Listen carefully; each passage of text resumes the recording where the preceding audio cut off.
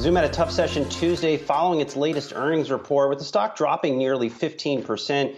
The market reaction came even as Zoom saw third quarter sales rise 35% from a year ago and double-digit growth in sales from large accounts.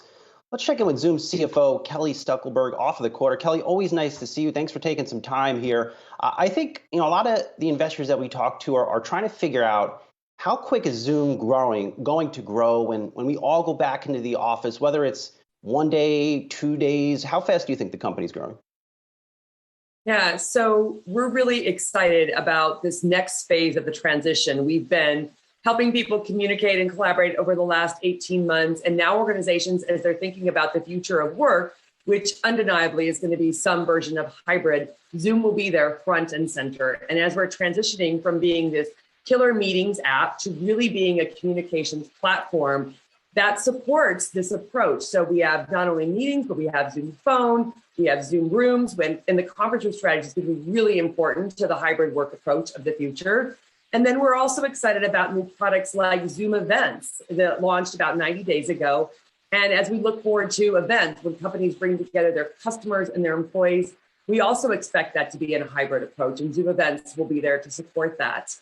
And then in Q1, we're going to launch our new video engagement center, which is our contact center solution. So there are lots of exciting things ahead for Zoom, and we look forward to supporting our customers as they re-engage with their employees in person again.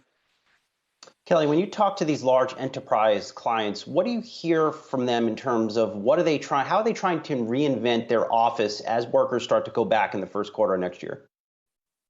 Yeah, so first of all, what we've seen is really strong and continued renewals for Zoom. As you just said, if people are going to be working in the office, but also remotely a few days a week, everybody still has the need for Zoom to stay engaged and connected. What they're really trying to think about is how do you create an inclusive environment so that when you have some people in the office, but some people working remotely, that everybody really still feels included. And that's, again, where the conference room is a really important part of that strategy. And we have innovations like Smart Gallery and Companion Mode, which enable that, so that when you're in the office, you still get the opportunity to see your colleagues and be with them. But those of us that might be working remotely are still included in the same way. You can see the faces of the people in the meetings.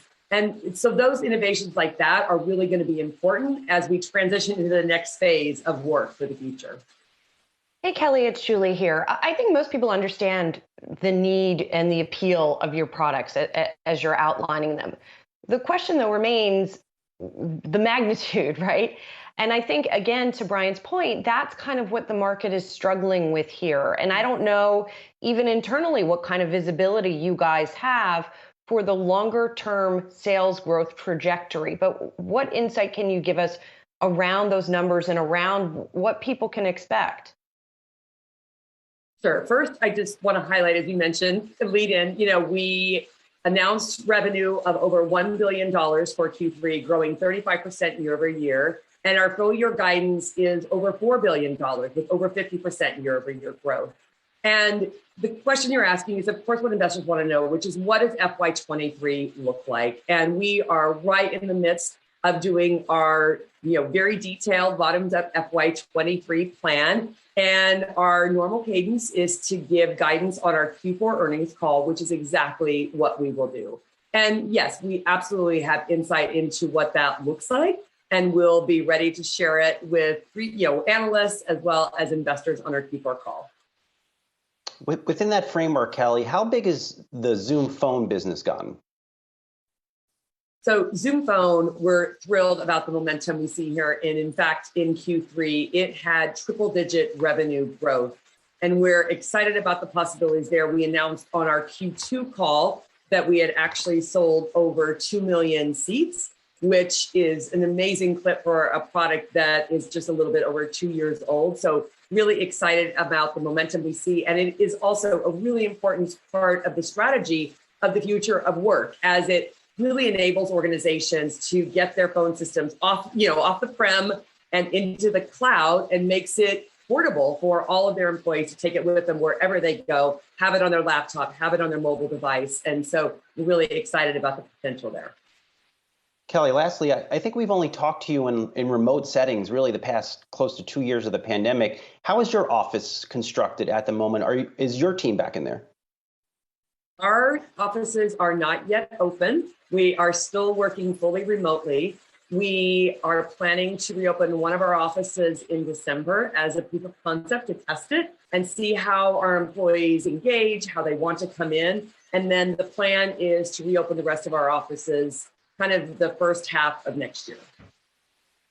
All right. Well, good luck with that reopening. Zoom CFO Kelly Steckelberg, good to see you. Have a happy Thanksgiving. Thank you. You too.